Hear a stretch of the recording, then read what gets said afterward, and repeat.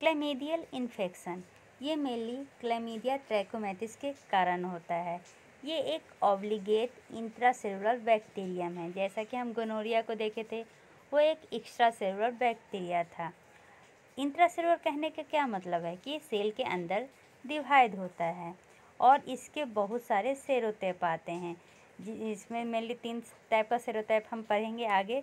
एक जिसके कारण मेनली लिम्फोग्रेनुलोमा वेनिरम होता है। ठीक है। क्लैमिडिया ट्रैकोमैटिस गोनोरिया के बाद भी होता है, इसलिए इसको कहते हैं को इन्फेक्शन विथ गोनोरिया। ठीक है। मोस्ट कॉमनली इनकॉन्टल स्ट्रेन कहाँ पर होता है? वर्ली, जहाँ पर कॉलमनर या ट्रांजिशनल सेल इपिथेलियम होता है, जिसके कारण सर्विकल इन्फेक्शन देखने को मिलेगा। मतलब ये सबसे ज़्यादा कहाँ पे अफेक्ट करता है? तो जहाँ पर कॉलमनर या ट्रांजिशनल सेल इपिथेलियम होगा, तो सर्विकल में सबसे ज़्यादा होता है, इसलिए इसमें सर्विकल इन्फेक्शन के चांसेस ज़्यादा होते हैं। ठीक है। ये most commonly reported infectious disease होता है यूनाइटेड स्टेट में। अब इसके सिम्टम की बात करें तो सिम्टम की बात करेंगे तो इसमें मेल और फीमेल दोनों में अलग अलग होता है। मेल में जैसे कि प्रोस्टाटिस, यूरेथ्राइटिस ये सब देखने को मिलता है, और जब ये यूरिनेशन होता है उसमें पस निकलता है। इसका अलग से एक सिम्टम का क्लैमिडिया और गोनोरिया दोनों का अलग से सिम्टम बताऊंगी, क्योंकि बहुत ज़रूरी है। फीमेल में मेनली बर्निंग, पेन ये सब देखने को मिलेगा। वेजिनाइटिस, यूरिन करते समय डिफ़िकल्टी, यूरेथ्राइटिस और पेल्विक इन्फ्लामेटरी डिजीज, डिस्पेरिन्यूनिया मतलब कि सेक्सुअल इंटरकोर्स करते समय पेन, ये सब सिम्टम मिलते हैं। ये अगर गलती से हैंड में टच हो जाए और हमारे आई में चले जाए तो कंजक्टिवाइटिस, ट्राकोमा होने का खतरा है। ये हमारे ये जॉइंट को भी अफेक्ट करता है, जिसको कहते हैं डिसअर्थराइटिस। इसका क्या मतलब हुआ कि जॉइंट में पेन होना। इसमें मेनली 2 तरह का अर्थराइटिस देखने को मिलता है, इन्फेक्टिव और रिएक्टिव। इन्फेक्टिव में डिसअर्थराइटिस होगा और रिएक्टिव में क्या होगा? तो रिएक्टिव में मेनली ये एंटीबॉडी को अटैक करता है, जिसके कारण इसमें क्या हो जाएगा? राइटल सिंड्रोम देखने को मिलता है। कैसा? राइटल सिंड्रोम। अगर ये न्यूनेटल क्लैमिडिया होया है तो इसमें बच्चा अपना आई ओपन नहीं कर पाएगा, आई से पस आएंगे, कंजक्टिवाइटिस देखने को मिलेगा, प्रीमैच्योर रेवल देखने को मिलेगा, कभी कभी डेथ भी हो जाता है और निमोनिया भी हो सकते हैं। ट्रांसमिशन कैसे हुआ है? तो sex, oral sex, vaginal sex, anal sex, तीनों के द्वारा, चाइल्ड बर्थ या डायरेक्ट कांटेक्ट के द्वारा। ठीक है। अब इसके सिंड्रोम को याद करने का क्या तरीका है? कांत सी, कांत पी, कांत क्लाइमेट 3। कांत सी मतलब आई प्रॉब्लम, कांत पी मतलब यूरिनेशन में प्रॉब्लम, कांत क्लाइमेट 3 मतलब कि जॉइंट में प्रॉब्लम। अब इसके देखते हैं पैथोफिजियोलॉजी। पैथोफिजियोलॉजी में सबसे पहले मान लीजिए कि ये एंट्री कर रहा है फीमेल के ये वेजाइना से, तो यहाँ पर ये हमारा आ गया ये क्लैमिडिया। ठीक है। क्लैमिडिया अंदर गया, हमारे WBC के द्वारा ये रिकॉग्नाइज हो गया। WBC उसको क्या करेगा? इंगल्फ कर लेगा, जिसको हम क्या कहते हैं? पहला स्टेप फैगोसाइटोसिस। फैगोसाइटोसिस मतलब इंगल्फ कर जाना। अब ये इंगल्फ हो जाएगा, इसके चारों तरफ एक लेयर इस तरह से बन जाएंगे, जिसको हम कहते हैं फैगोजोम। ठीक है। अब यहाँ पर क्या होगा? ये जो क्लैमिडिया है ये अपने आप को डिवाइड करने लगेगा। क्यों? क्योंकि आपको पता है क्लैमिडिया कैसा है? इंट्रासेलुलर बैक्टीरिया है, और ये अपने आप को स्टार शेप में कन्वर्ट कर लेगा। ठीक है। इस तरह से स्टार सेल में कन्वर्ट कर लेगा, जिसको हम कहते हैं रेटिकुलेट बॉडी। ठीक है। अब ये रेटिकुलेट बॉडी अपने आप को डिवाइड करना स्टार्ट करता है और बहुत सारे बनाने लगता है। किस के द्वारा? तो बाइनरी फ्यूजन के द्वारा। अभी अपने आप को डिवाइड कर लिया, इतना डिवाइड कर लिया, इतना डिवाइड कर लिया कि ये जो हमारा WBC है वो रप्चर कर गया, और तो रप्चर करने से ये जो क्लैमिडिया है वो हमारे ब्लड में इंटर हो जाएगा, ब्लड के थ्रू डिफरेंट ऑर्गन में चला जाएगा। मान लीजिए कि हमारा चला गया किसी सेल में, तो एंडोसाइटोसिस होगा, एंडोजोम होगा, सेम प्रोसेस चलेगा। ठीक है। यहाँ तक समझने में कोई प्रॉब्लम नहीं है। यही गोनोरिया में क्या हुआ था, गोनोरिया में क्या था कि जो गोनोरिया है उसमें प्रेजेंट होता था पीलस, जिसके थ्रू वो अटैच होता था। और एक ना ही ये जो पीलस है ये आपको पता है एक्स्ट्रा सेलुलर है, ये अटैच करने का भी काम करता था और दूसरा ये आगे बढ़ने में भी काम करता था। मतलब कि जैसे कि यहाँ पर वेजाइना है तो यहाँ से यहाँ पीलस के द्वारा ही जाता था। लेकिन वेजाइना हमेशा ये जो गोनोरिया है हमेशा डिप्लोकोकस में रहेगा। मतलब कि दो गोनोरिया एक दूसरे से अटैच रहता है, किसके थ्रू, तो पीली के थ्रू। यहाँ तक समझने में कोई भी प्रॉब्लम नहीं है, क्योंकि जब डायग्नोसिस में आप डिफरेंस देखिएगा तो गोनोरिया क्या है, डिप्लोकोकस में पाया जाता है, लेकिन जो क्लैमिडिया है उसमें ऐसा कुछ भी देखने को नहीं मिलेगा। ठीक है, चलिए अब आते हैं टॉपिक पे। अगर ये प्रेग्नेंट वुमेन में रहा तो ये मेनली एसिम्प्टोमेटिक इन्फेक्शन है। जैसे कि इसमें क्या देखने को मिलता है, urethral syndrome, urethritis, Bartholin gland infection, तो ये सब तो किसी भी कारण से हो सकता है। ठीक है, और जो क्लैमिडियल और गोनोकोकल इन्फेक्शन है इसमें मेनली म्यूकोपुरुलेंट सर्विसाइटिस, मतलब कि जो सर्विक्स है उसमें इन्फ्लामेशन हो जाएगा, उससे पस निकलेगा। ठीक है, ये नॉर्मल भी हो सकता है, hormonal stimulate Indo cervical gland के थ्रू ये म्यूकस निकलता है। ठीक है, तो इसलिए हम थोड़ा कंफ्यूज रहते हैं और ये मेनली एसिम्प्टोमेटिक में माना जाता है, इसलिए इसके बढ़ने के चांसेस ज़्यादा होते हैं। और जब डिलीवरी होता है तो बच्चे को जल्दी ज़्यादातर इन्फेक्ट करता है एसिम्प्टोमेटिक वुमेन में। ठीक है, अदर क्लैमिडियल इन्फेक्शन जो मेनली प्रेग्नेंट वुमेन में नहीं देखा जाता है वो है इंडोमेट्रियाइटिस, सेल्फेंजाइटिस, पेरिटोनाइटिस, रिएक्टिव अल्थराइटिस और रिएटल सिंड्रोम। मतलब कि जैसे कि म्यूकोपुरुलेंट था वो तो प्रेग्नेंट में देख सकते हैं, लेकिन ये इंडोमेट्रियासिस, सेल्फेंजाइटिस ये मेनली क्लैमिडियल इन्फेक्शन में ही देखा जाता है। ठीक है, अब जब ये बेबी होता है उस समय ये बेबी में कैसे जाता है, तो वर्टिकल ट्रांसमिशन के थ्रू जाता है, क्योंकि हमें पता है कि वुमेन तो एसिम्प्टोमेटिक है तो उसको में हम इलाज तो करवाए नहीं, जिसके कारण ये बेबी में भी जाने का खतरा होता है। तो इसमें क्या देखने को मिलेगा, तो बेबी को निमोनिया होया हुआ है। ठीक है, क्योंकि ये जो सी ट्रैकोमैटिस है ना, ये मोस्ट कॉमनली आइडेंटिफाइबल इन्फेक्शन है ऑप्थेल्मिया नियोनेट्रम का। क्या, ऑप्थेल्मिया नियोनेट्रम, जो मेनली बच्चों में देखा जाता है। स्क्रीनिंग और ट्रीटमेंट की बात करें तो इसमें लिटिल इफेक्टिव होता है एसिम्प्टोमेटिक वुमेन में, क्योंकि उनमें तो पता ही नहीं चलता है। ठीक है, लेकिन हमको जब करवाना रहेगा तो हम कराएंगे नैट या कल्चर से, NAAT, नैट या कल्चर से। नैट क्या होता है, न्यूक्लिक एसिड एम्प्लीफिकेशन टेस्ट। ठीक है, कल्चर है जो ज़्यादा एक्सपेंसिव है और लेस एक्यूरेट है देन नैट इंक्लूडिंग PCR, इसलिए हम नैट और PCR करवाते हैं। ठीक है, जब ट्रीटमेंट की बात करें तो फर्स्ट लाइन ऑफ ट्रीटमेंट कौन सा है, एजिथ्रोमाइसिन।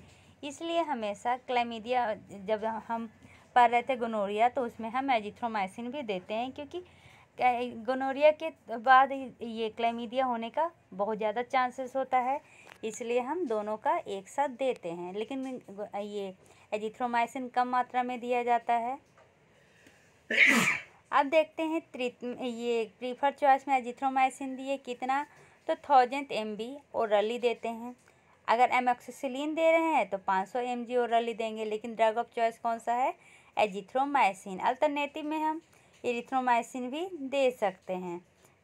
ठीक है, क्लैमिडिया ट्रैकोमैटिस, इसमें है ना इसके 3 सेरोटाइप हैं, एक तो A से लेके C तक, दूसरा D से लेके K तक और तीसरा L1, L2 और L3। इन तीनों के कारण अलग अलग चीज़ें होता है। जैसे A से C तक जो सेरोटाइप है उसके कारण ट्राकोमा होता है जो मेनली आइज में देखा जाता है। D से लेकर K तक जो होता है उसमें क्लैमिडिया देखा जाता है, जिसमें यूरेथ्राइटिस, सर्विटाइटिस, पेल्विक इन्फ्लामेटरी डिजीज और नियोनेटल निमोनिया होता है। और जो L1, L2 और L3 सेरोटाइप है उसके कारण लिम्फोग्रेनुलोमा वेनेरियम देखने को मिलेगा। ठीक है, ये प्राइमरी जेनेटल इन्फेक्शन है जो मेनली ट्रांसिएंट और सेल्दम अकेले रिकॉग्नाइज्ड होता है। ठीक है। इंग्यूनल एडिनाइटिस ऑल्सो इसमें डेवलप्ड हो सकता है। ठीक है। और इसमें मेनली ये कंफ्यूज हो जाता है कैनक्रोइड के बारे में। अब कैनक्रोइड क्या है तो आगे पढ़ेंगे। ये भी एक सेक्सुअली ट्रांसमिटेड डिजीज है। जो हमारा लिम्फोग्रेनुलोमा वेनिलियम है ये अफेक्ट करता है लिम्फेटिक सिस्टम को, लोअर जेनाइटल ट्रैक का। अपर कम करता है, लोअर को मेनली करता है। और किसको तो पेरीरेक्टल टिश्यू को। इसमें मेनली स्क्लेरोसिस और फाइब्रोसिस देखने को मिलता है जिसके कारण वुल्वल एलिफेंटियासिस होने का डर है और सीवियर रेक्टल स्टीसर। फिस्टुला भी फॉर्मेशन होता है रेक्टम में, पेरिनियम में और वुल्वा में। ट्रीटमेंट कैसे करेंगे तो प्रेग्नेंट अगर वुमेन है तो एरिथ्रोमाइसिन बेस देंगे 500 mg ओरली 4 टाइम्स डेली 21 दिन तक। ठीक है। और कभी कभी इसमें एजिथ्रोमाइसिन 1000 mg ओरली भी दिया जाता है 3 वीक तक। अब चलिए बात करते हैं सिम्टम का।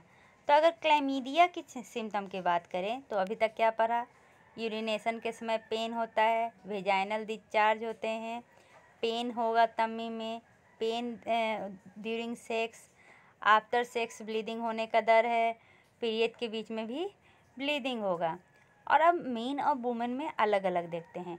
वुमेन में डिस्चार्ज होता है वेजाइना से, फिर ब्लीडिंग देखने को मिलेगा पीरियड के बीच में, बर्निंग होगा यूरिनेशन के समय, उसके बाद सेक्स के समय पेन होगा। मेल में क्या क्या होता है तो वाटरी वाइट ड्रिप देखने को मिलेगा पेनिस से, जिसको हम पस कहते हैं। यूरिनेशन के समय बर्निंग करेगा, यूरिनेट करने में प्रॉब्लम होगा, टेस्टिस क्या होंगे स्वेलन हो जाएंगे। वहीं गनोरिया, तो गनोरिया में दोनों में क्या डिफरेंस है इसे पता चल जाएगा।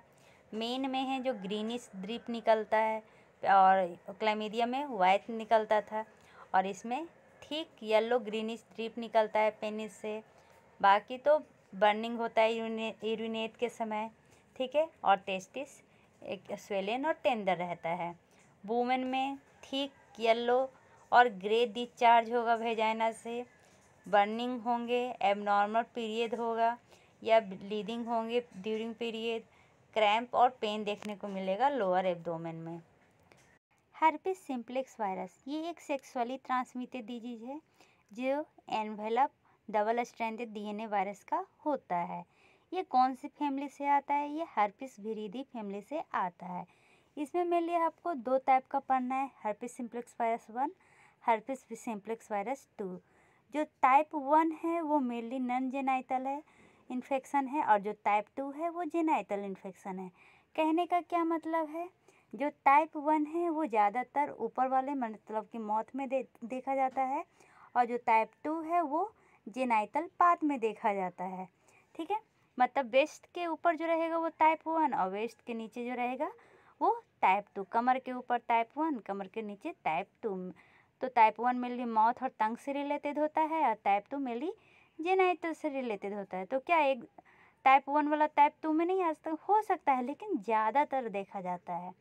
जहाँ तक इसके ट्रांसमिशन की बात करते हैं तो ये एक पर्सन से दूसरे पर्सन बहुत साइलेंटली ये ट्रांसमिशन होता है। मतलब कि स्टार्टिंग में आपको सिम्प्लेक्स वायरस हो चुका है, आपको पता भी नहीं रहेगा, क्योंकि ये स्टार्टिंग में एसिम्प्टोमेटिक होता है।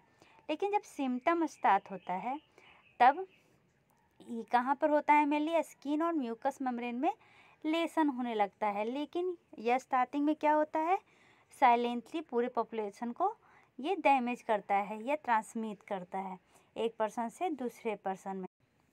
ये जो है ना, ये मेनली नियोनेटल ट्रांसमिशन भी होता है। नियोनेटल ट्रांसमिशन कहने का क्या मतलब है कि हमारे बच्चे में भी जा सकता है। तो 3 रूट से जाता है। पहला तो इंट्रायूट्राइन जिसमें सिर्फ 5% है। दूसरा डिलीवरी के समय पेरीपार्टम 85% चांस होता है। पोस्ट नेटल मतलब डिलीवरी के बाद 10% चांसेस होता है। इसलिए जिसको हर्पिस सिम्प्लेक्स वायरस होता है ना, उसमें सिजेरियन डिलीवरी मेनली प्रीफर किया जाता है। ठीक है। ये जो हमारा फिर से आते ट्रांसमिशन में, ये जो हमारा हर्पिस सिम्प्लेक्स वायरस है ना, ये स्प्रेड होता है एसिम्प्टोमेटिक शेडिंग से। ठीक है। जैसे कि माउथ में जो सलाइवा है या जेनाइटल सेक्रिएशन है, किसी को पता भी नहीं है और उसने उसके संपर्क में आ गया तो उसको हर्पिक सिम्प्लेक्स वायरस हो जाएगा। ये मोस्ट कंटाजियस है जब वायरस फिल हो जाएगा लेसन में। ठीक है, लेसन कहने का क्या मतलब है, जहाँ पर उसके सिम्टम दिखने लगेंगे। अब आते हैं जो नियोनेटल हर्पिस है ना, वो दोनों आप कह सकते हैं कि अगर ज़्यादा ये जेनाइटल होता है तो जेनाइटल में तो टाइप 2 होता है, तो टाइप 1 के कारण तो नहीं होगा, लेकिन ऐसा नहीं होता है। ये टाइप 1 और टाइप 2 दोनों के कारण होता है, लेकिन ज़्यादा प्रोमिनेंट रहता है टाइप 2 का होने का। ठीक है, अब आते हैं इसके क्लिनिकल मैनिफेस्टेशन में। एक बार ये चला जाए या तो जेनाइटल से जेनाइटल या तो ओरल से जेनाइटल कॉन्टैक्ट से, तो ये अपना रेप्लिकेट करता है इंट्री साइट पे। ठीक है, और जहाँ पर ये रेप्लिकेट करता है वहाँ पर ये वायरस मूव करने लगता है रेट्रोग्रेड पोजीशन में along sensory nerve. Sensory nerve के थ्रू क्या होता है, ये एक जगह से दूसरी जगह मूव करने लगता है। तो ये एक साइकिल बनाता है जिसको कहते हैं लाइटिक साइकिल के थ्रू ये अपने आप को ये डिवाइड करता है। जैसे कि जो वायरस डीएनए है वो सबसे पहले अपने आप को ट्रांसक्रिप्ट करेगा और फिर ट्रांसलेट करेगा सेल में। जैसे ये हमारा सेल है, यहाँ पे वायरस आ गया, यहाँ पर ये क्या करेगा, सबसे पहले अपने आप को ट्रांसक्रिप्ट करेगा, ट्रांसलेट करेगा और फिर न्यू वायरल प्रोटीन फॉर्म करेगा। और उसके बाद वो यहाँ पर नया नया वायरस फॉर्म हो गया, तब ये नेबरिंग सेल को जाके ऐसे अटैक करेगा। इस तरह से इसका ट्रांसमिशन होता है। ठीक है, लेकिन जब ये क्रैनियल नर्व में पहुँचेगा या डोर्सल स्पाइनल गैंग्लिया में, तो ये लेटेंट रहता है। मतलब कि सेल बॉडी से ये क्या करता है, स्टार्ट हो जाता है लेटेंट करना। तो ये वहाँ पहुँचता कैसे है, जैसे कि हमारा जो हर्पिस सिम्प्लेक्स वायरस 1 या 2 है वो इन्फेक्ट किया सेंसरी न्यूरॉन को, वो एक्सॉन के थ्रू कहाँ चला गया, हमारे डेंड्रॉन में चला गया, सेल बॉडी में चला गया, तो वहाँ पर जाके ये क्या हो जाता है, लेटेंट साइकिल में हो जाता है।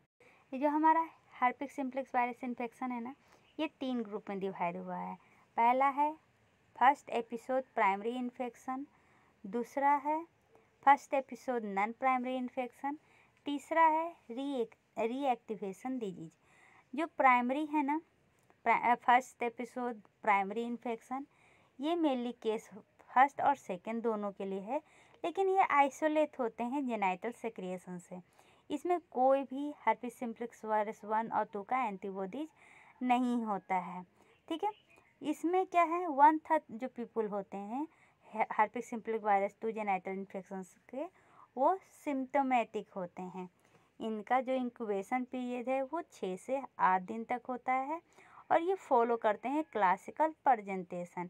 क्लासिकल प्रेजेंटेशन करने का क्या मतलब है, मतलब कि papular eruption with itching, tingling, painful and vesicular. सबसे पहले क्या होगा, ईचिंग होगा, वहाँ पे नोचेगा, फिर वो धीरे धीरे दर्द करने लगेगा और वेसिकल से सब बनने लगेंगे। Multiple vulval and perineal lesion are coalesce and inguinal adenopathy में भी सीवियर। स्टार्टिंग में तो होगा, बाद में वो धीरे धीरे हमारा एडिनोपैथी को भी अफेक्ट करेगा। और ये जो अगर इंग्यूनल एडिनोपैथी हो गया, इसका मतलब कि अब ये केस क्या हो रहा है, नॉर्मल नहीं रहा, सीवियर होने जा रहा है। ठीक है, सबसे पहले में तो इन्फ्लुएंजा लाइक सिम्टम आएंगे, जैसे कि फीवर, कोल्ड, और लेकिन ये जो मेनली सारे वायरस में देखा जाता है। लेकिन बाद में हेपाटाइटिस, इंसेफ्लाइटिस, निमोनिया ये सभी डेवलप्ड हो सकता है। इसमें जो डिसेमिनेटेड है, मतलब कि जो स्प्रेड होता है, वो सब दीजिए रेयर है।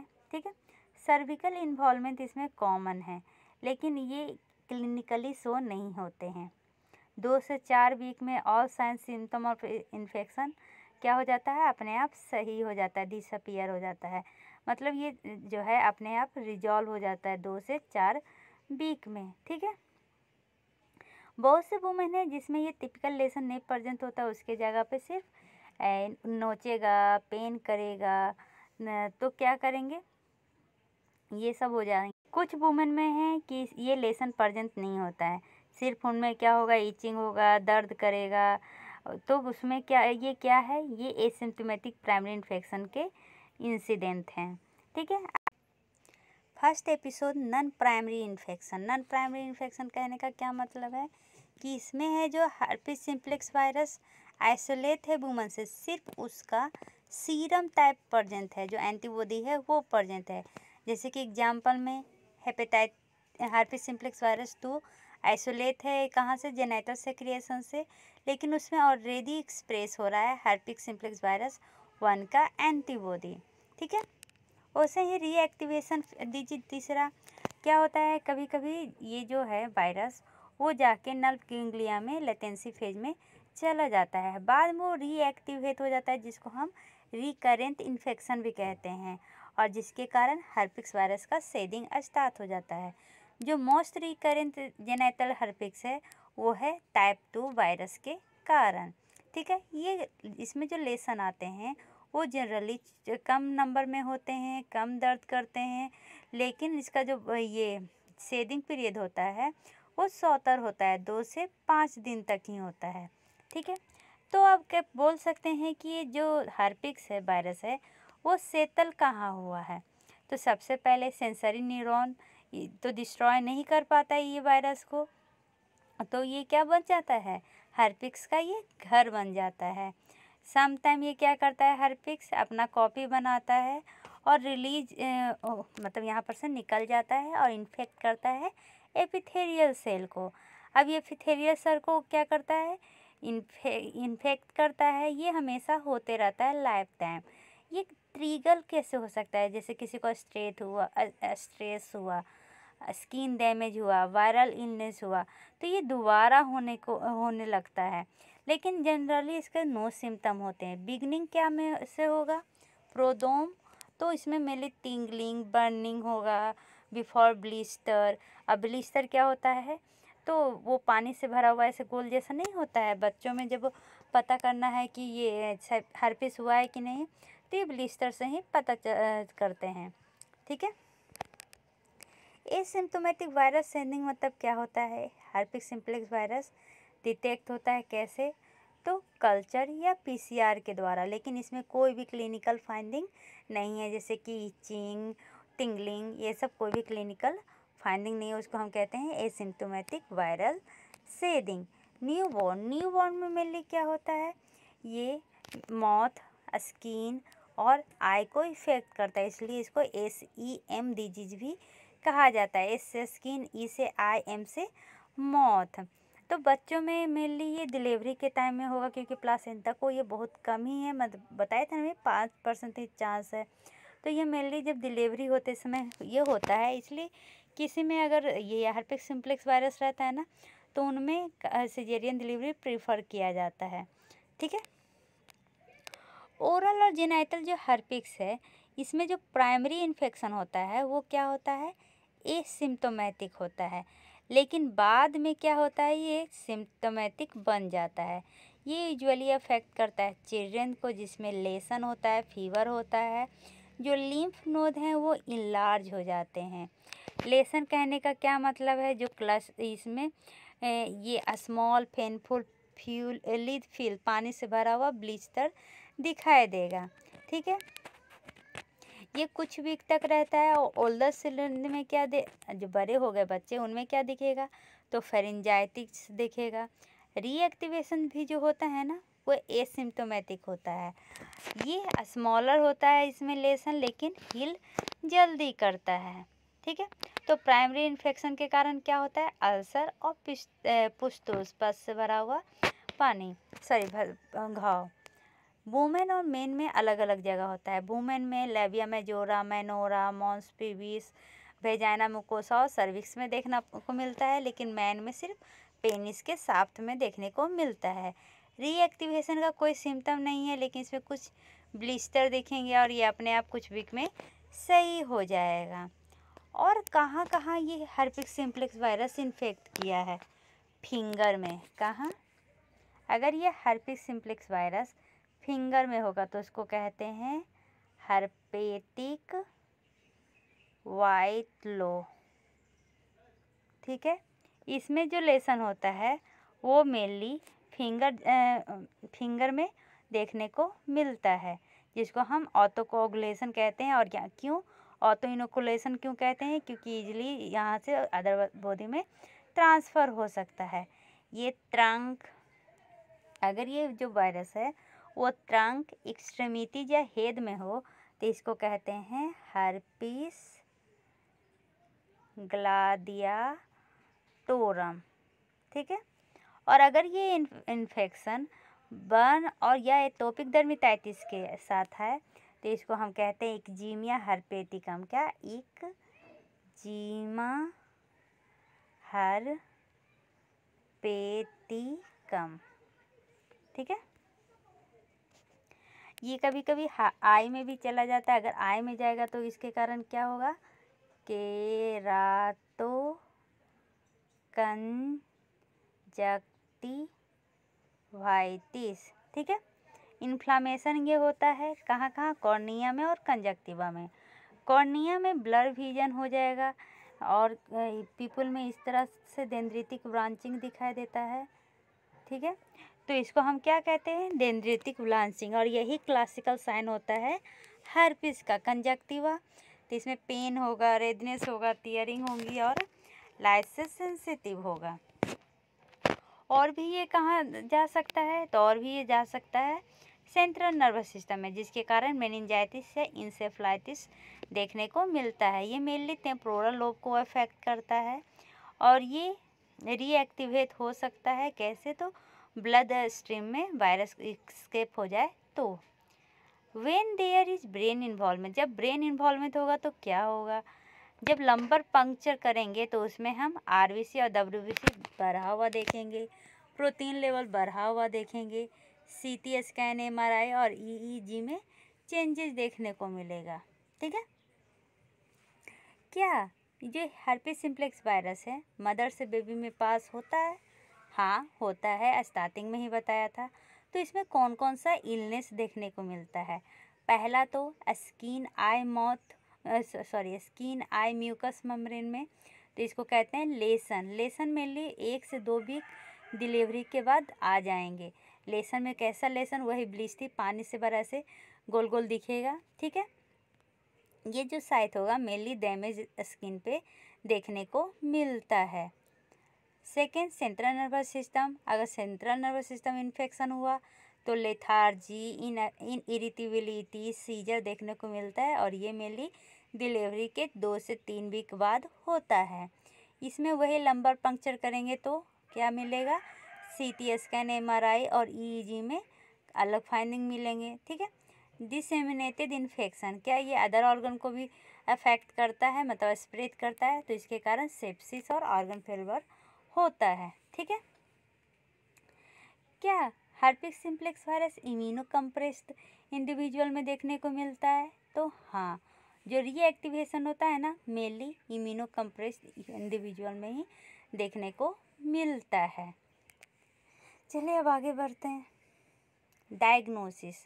डायग्नोसिस हम कैसे करेंगे? कैसा हमारा स्किन या म्यूकस मेम्ब्रेन का लेसन दिखता है?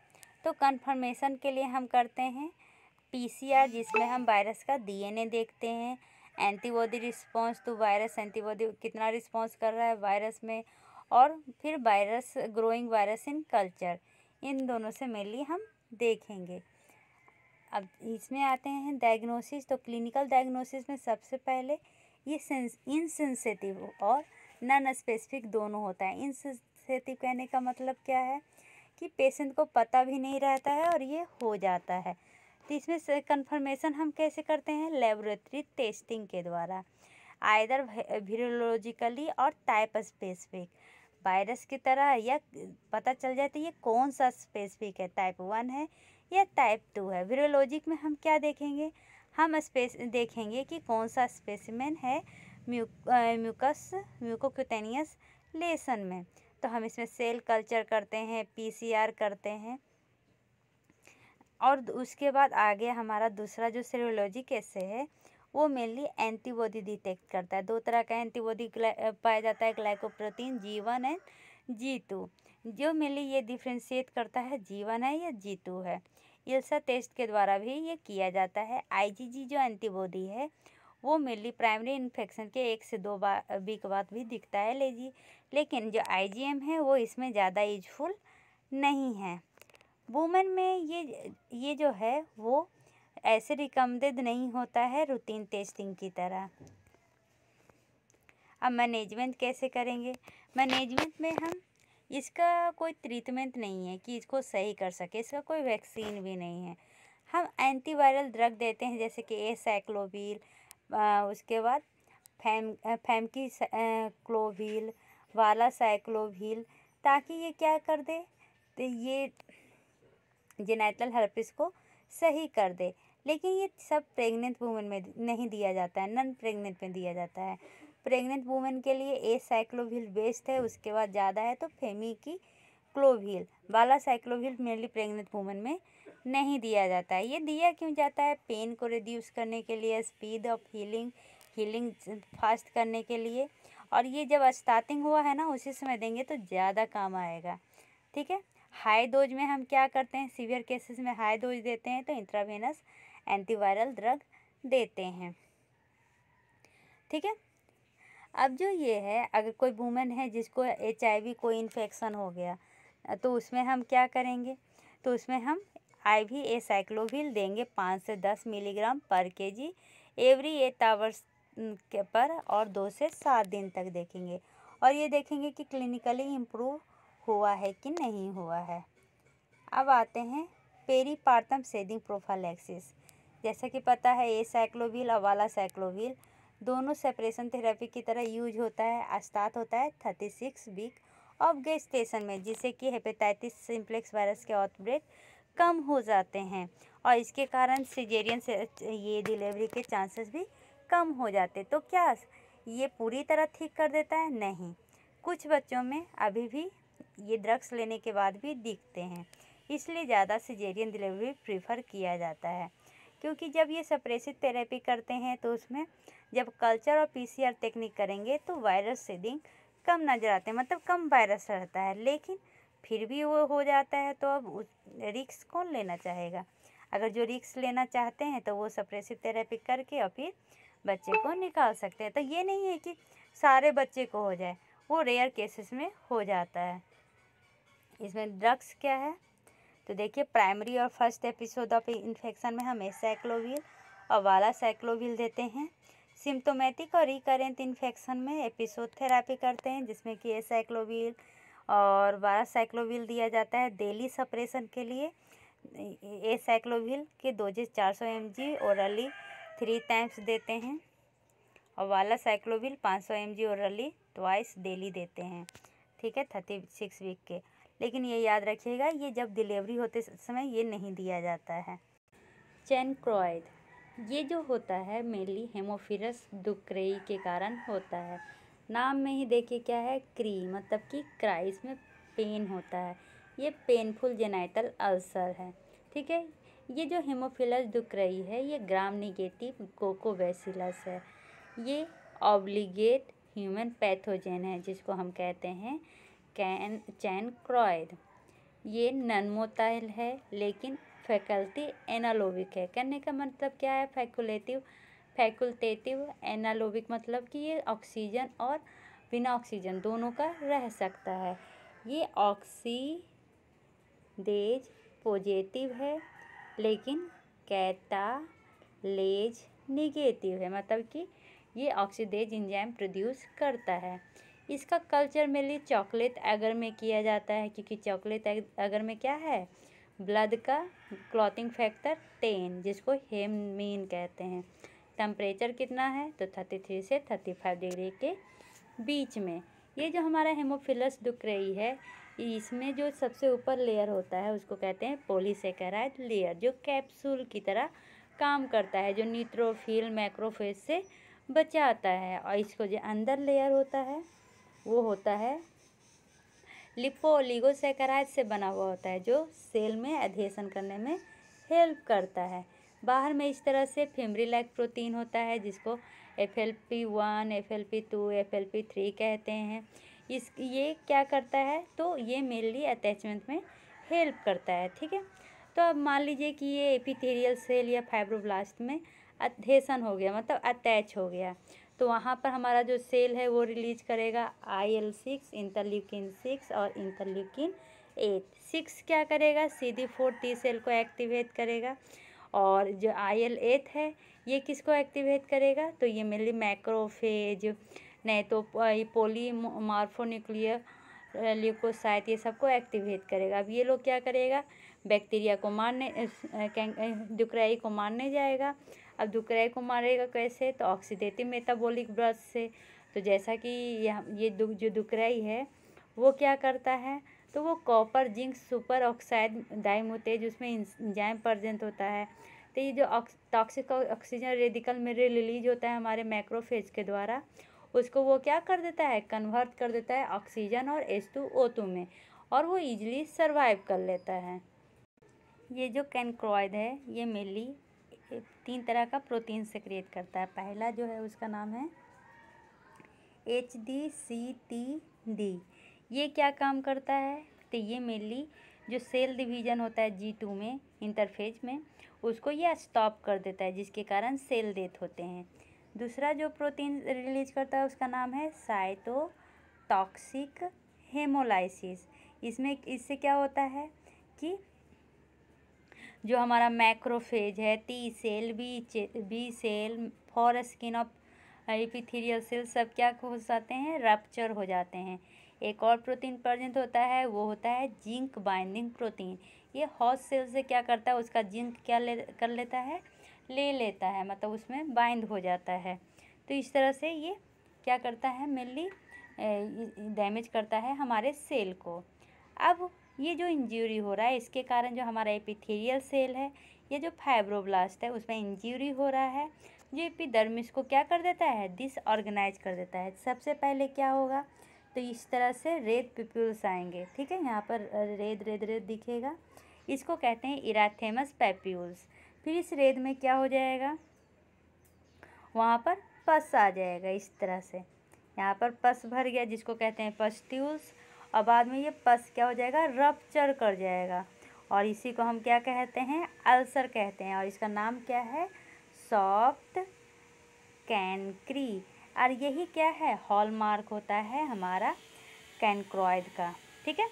रिस्क फैक्टर क्या है, तो multiple sex partner, unprotected sexual intercourse, और इसमें जब HIV इन्फेक्शन होता है तो इसके चांसेस और ज़्यादा बढ़ जाते हैं। हॉलमार्क जैसे कि बताया, सॉफ्ट कैंकर है। सॉफ्ट कैंकर क्या होता है, ग्रे या येलोइश पुरुलेंट एक्सुडेट, ठीक है। सिम्टम क्या है, तो वुमेन में मेनली डिसयूरिया होगा, यूरिन करते समय डिफ़िकल्टी, सेक्स करते समय पेन, वेजाइनल डिस्चार्ज एबनॉर्मल होता है, रेक्टल ब्लीडिंग, पोती करते समय पेन करेगा, उसके बाद लिम्फेडिनोपैथी, मेनली यूनिलेटरल। डायग्नोसिस कैसे करेंगे, इसका कोई कंफर्मेटिव डायग्नोसिस नहीं है, लेकिन अगर पेनफुल जेनाइटल अल्सर रहा, टेंडर सुपरेटिव इंग्यूनल एडिनोपैथी रहा, तो हम कैनक्रॉइड कहेंगे। PCR से भी कर सकते हैं, लेकिन ये कंफर्म टेस्ट नहीं है। क्लिनिकल डायग्नोसिस के लिए हमें पेनफुल जेनाइटल अल्सर को क्या करना पड़ेगा, डार्क फील्ड निगेटिव करना पड़ेगा, किसके लिए, तो स्पिरोसिटी के लिए, ठीक है।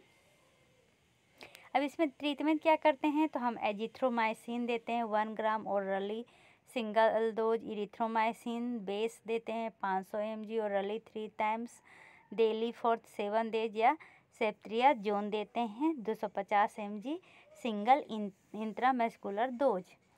अब आते हैं ह्यूमन पेप्लियोमा ह्यूमन इम्यूनोडिफिशियेंसी वायरस, इसको शॉर्ट फॉर्म में HIV कहते हैं। ये लेंटिवायरस के अंदर आता है। लेंटिवायरस का डिफिनीसन बोलो तो कहते हैं स्लो ग्रोइंग वायरस, मतलब कि ये धीरे धीरे रेप्लिकेट करता है। इसको रेट्रोवायरस भी कहा जाता है। अब इसका अगर क्रोनिक फेज देखें तो इसका क्रोनिक फेज हो जाएगा एड्स, जो मेनली 7 से 10 साल लगाता है, इसलिए इसको क्रोनिक फेज या स्लो रेप्लिकेटिंग वायरस भी कहा जाता है। अगर कोई ट्रांसमिशन के लिए पूछे कि मोस्ट कॉमन रूट कौन सा है ट्रांसमिशन का इन एडल्ट, तो होता है सेक्सुअल। अगर पेडियाट्रिक्स पूछे तो होता है वर्टिकल ट्रांसमिशन मतलब जब बेबी बाहर निकलते रहता है ना उस समय, ठीक है। ये जाता है मदर से सन को, ठीक है, सन या डॉटर किसी को भी। अब है नीडल स्टिकिंग, नीडल से कितना % को जाता है, तो 0.3% को जाता है, ठीक है। यहाँ तक समझने में कोई भी प्रॉब्लम नहीं है। अब अगर एपिडर्मियोलॉजी की बात करें तो मेनली 2 तरह का HIV होता है, HIV-1 और HIV-2। HIV-1 mainly most common इसमें है, कौन सा, एपिडर्मियोलॉजी में HIV-1 मोस्ट कॉमन है। और इसमें भी मोस्ट कॉमन कौन सा है, इसमें बहुत सारे ग्रुप होते हैं। तो जो HIV ग्रुप 1 में ग्लाइकोप्रोटीन एम, सेरोटाइप, सब टाइप सी, ये इंडिया में सबसे ज़्यादा होता है HIV। Most common HIV in the India कौन सा है, पहले तो HIV-1, उसके अंदर ग्लाइकोप्रोटीन एम, सब टाइप सी, ठीक है। लेकिन अगर यही क्वेश्चन आ जाएगा कि ब्लड बैंक के लिए कौन सा रूटीन स्क्रीनिंग होता है, तो उस समय कंफ्यूज नहीं कीजिएगा, दोनों HIV-1 और HIV-2 दोनों स्क्रीनिंग होता है ब्लड बैंकिंग के लिए। अब एक क्वेश्चन है कि मार्फोलॉजी क्या है, कैसा होता है हमारा HIV वायरस, तो ये मेनली स्फेरिकल होता है। डायमीटर की बात करें तो 100 नैनोमीटर होता है। इसमें मेनली 3 लेयर मिलेंगे। जो आउटर लेयर है उसको एनवेलप कहते हैं, बीच में मैट्रिक्स, और जो अंदर में है उसको कैप्सिड या कोर कहा जाता है, ठीक है। जो आउटर लेयर है जिसको एनवेलप कहे हैं वो बना होता है मेनली होस्ट के सेल मेम्ब्रेन से। जो एनवेलप है वो डेराइव्ड होता है होस्ट के सेल मेम्ब्रेन से। और ये क्या का बना होता है, ग्लाइकोप्रोटीन का। ग्लाइकोप्रोटीन भी इसमें 2 तरह का होते हैं, अंदर में जो होता है इनर और आउटर। इनर में जो होता है वो होता है ग्लाइकोप्रोटीन 41, आउटर में जो होता है ग्लाइकोप्रोटीन 120, ठीक है। अब आते हैं मैट्रिक्स। मैट्रिक्स में कौन सा प्रोटीन पाया जाता है, P17। कैप्सिड जिसको कोर कहे हैं, इसमें पाया जाता है P24 प्रोटीन। इसमें जो अब आते हैं कैप्सिड में, तो कैप्सिड में मेनली 2 HIV RNA होता है, मतलब ये समझ लीजिए एनवेलप हो गया, ये हमारा कोर हो गया। इसमें 2 HIV RNA होता है और प्लस 3 इंजाइम प्रेजेंट होते हैं, ठीक है। अब ये तीनों इंजाइम कौन कौन सा है, जो पहला इंजाइम है उसको कहते हैं रिवर्स REVERAC, रिवर्स ट्रांसक्रिप्टेज, ठीक है। जो दूसरा इंजाइम है उसको कहेंगे इंटीग्रेस। जो तीसरा इंजाइम है उसको कहते हैं प्रोटीएज, ठीक है। तो चलिए अब इसके पिक्चर से समझ लेते हैं। क्या समझे थे, सबसे ये एनवेलप हो गया, फिर ये हमारा एक कोर हो गया। एनवेलप में कौन सा पाया जाता है, तो आउटर में पाया जाता है ग्लाइकोप्रोटीन 120, और इनर में पाया जाता है जो ट्रांसमेम्ब्रेन की तरह काम करता है ग्लाइकोप्रोटीन 41, ठीक है। अब यहाँ पर मैट्रिक्स में कौन सा पाया जाता था, P17। कोर में कौन सा पाया जाता था, तब P24, और इसमें 2 RNA और 3 इंजाइम पाए जाते थे, ठीक है। यहाँ तक समझने में कोई प्रॉब्लम नहीं है। अब चलिए अब पैथोलॉजी की बात करते हैं। मान लीजिए कि HIV वायरस आपके अंदर हो गया, तो उसके अगेंस्ट कौन आएगा, मैक्रोफेज आएगा, डेंड्राइट सेल आएंगे, T सेल आएगा। T सेल में कौन सा, तो CD4 आएगा, ठीक है। तो अगर कोई पूछेगा कि इन तीनों में कौन सबसे ज़्यादा मोस्ट कॉमन होता है सीवियरिटी के लिए, तो T सेल जितना कम होगा उतना ज़्यादा सीवियर होगा, ठीक है। यहाँ तक समझने में कोई भी प्रॉब्लम नहीं है। अब देखिए T सेल क्यों, क्योंकि T सेल क्या होता है, मेमोरी के लिए होता है, और T सेल हमारे शरीर में कम रहा है, इसका मतलब कि मेमोरी कम हो रहा है एंटीबॉडी का, इम्यून सिस्टम का, तो इससे क्या होगा, वो सीवियरिटी को अफेक्ट करता है।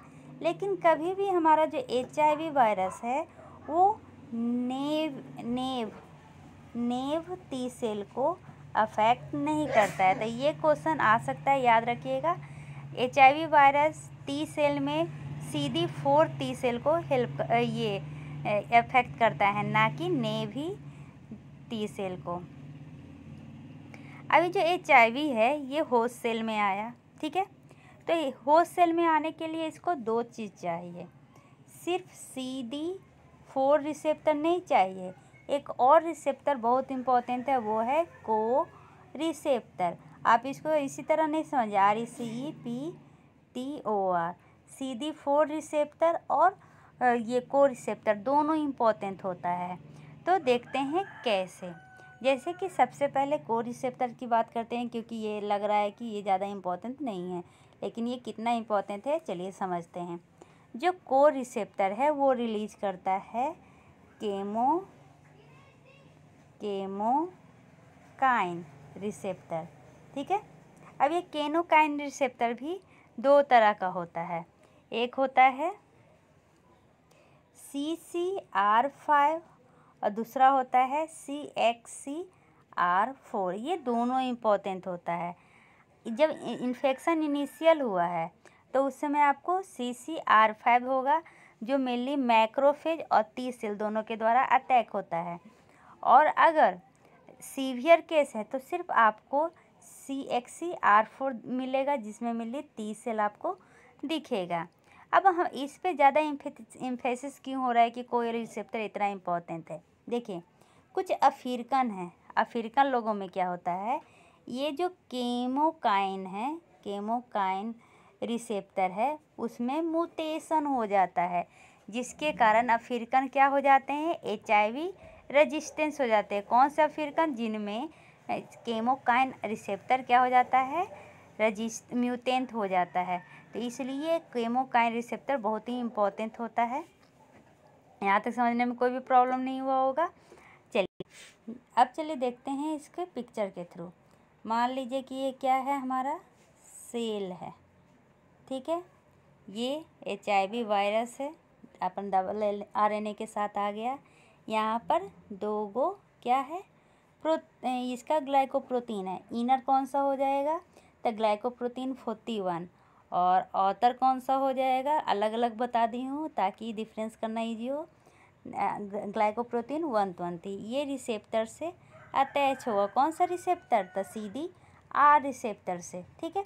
तो इसमें क्या हो जाती है, कन्फर्मेशनल चेंजेज हो जाती है। अब ये जो हमारा RNA वायरस है इसमें क्या रह जाएगा, यहाँ पर इस तरह से ये अटैच है, किससे, तो CD4 से। लेकिन अब क्या हो रहा है, इसमें कन्फर्मेशनल चेंजेज हो रही है। तो ये जो इनर वाला है इसका क्या हो जाएगा, पोजीशन अलग हो जाएगा यहाँ पर। अब क्या कर रहा है ये अब इसका ये जुड़ रहा है, कन्फर्मेशनल चेंजेज हो जाने के कारण यहाँ पर हमारे मेम्ब्रेन में प्रेजेंट होता है CCR5। इससे जुड़ने के कारण क्या हो रहा है, ये हमारे सेल के अंदर आ रहा है। अगर ये CCR5 नहीं प्रेजेंट होगा तो ये जो हमारा वायरस है, HIV वायरस है, वो सेल के अंदर नहीं आ पाएगा। इसलिए कह रहे थे कि ये जो रिसेप्टर है ना, वो बहुत ही ज़्यादा इम्पोर्टेंट है।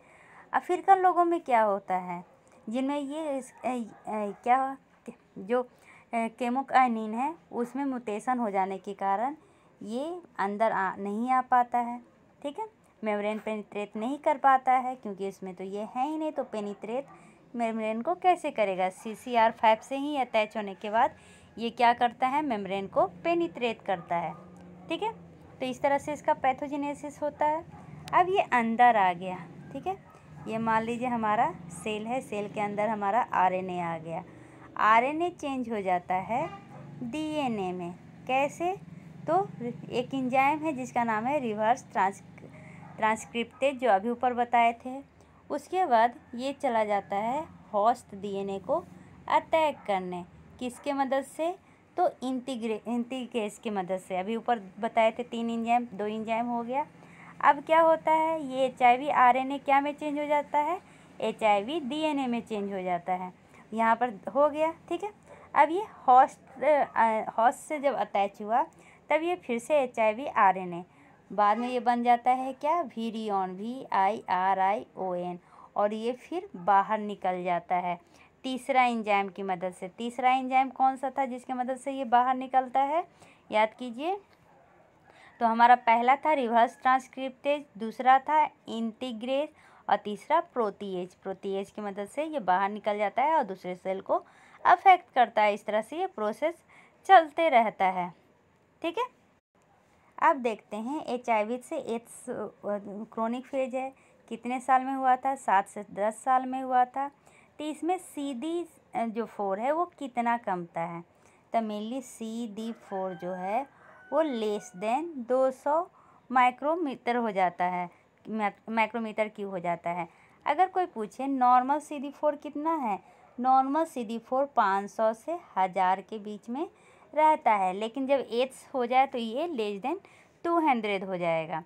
तो चलिए CD4 के बारे में जान जाते हैं। अगर CD4 ग्रेटर देन 300 रहे तो एड्स हो जाएगा, लेकिन उसमें कौन से सिम्टम दिखेंगे, डिमेंटिया और टीबी दिखेगा, ठीक है। टीबी इसका mainly popular most common symptom में आता है। अगर CD4 जो है वो 200 से कम हो जाएगा, मतलब जो पेशेंट है वो कैसा हो जाएंगे, अपॉर्चुनिस्टिक पेशेंट हो जाएंगे, और उनमें देखने को मिलेगा न्यूमोसाइटिस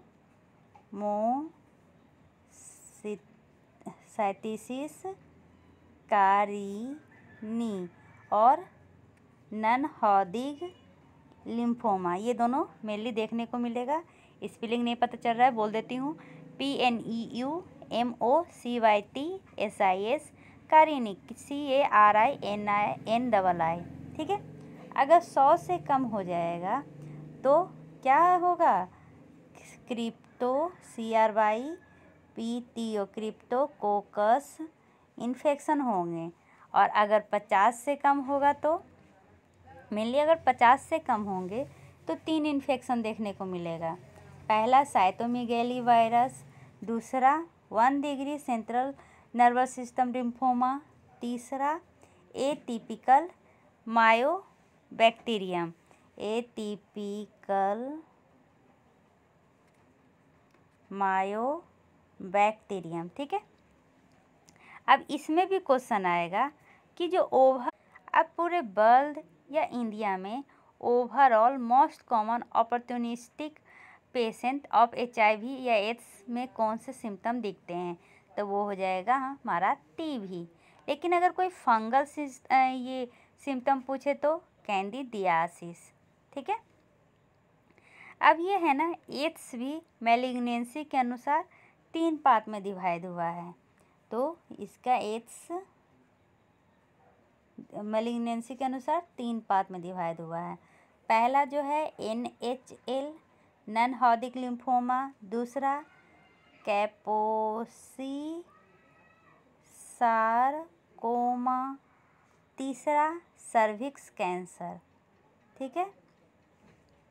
ये कब होता है, जब CD4 लेस देन 200 पर माइक्रोलीटर रहता है, ठीक है।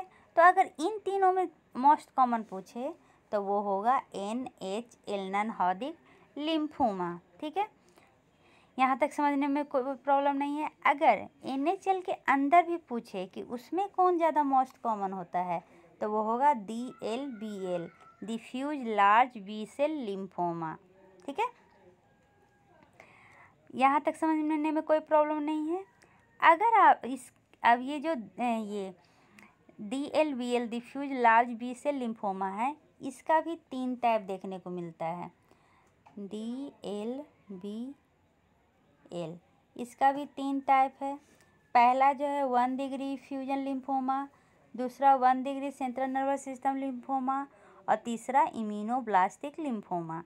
इन तीनों में मोस्ट कॉमन इम्यूनोब्लास्टिक लिम्फोमा है, ठीक है।